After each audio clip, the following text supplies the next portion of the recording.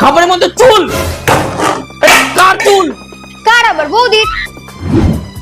আমার চুল তো পড়ে না। আমার না। লাভ নেই বৌদি, 5,000 টাকা জোগাড় করে দাও, বন্ধুদের সাথে পার্টি করবো। নলেজ একটা পেয়েছে, কালকে এক গোছা পাবে, তাও পুরুপের সাথে। পারবো না।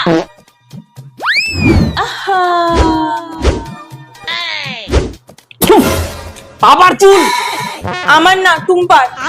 তোমার না কেন? আমার কি প্রুফ আছে? দিচ্ছি প্রুফ। আগে তোমার দাদার অ্যানসারটা দিয়ে দিই।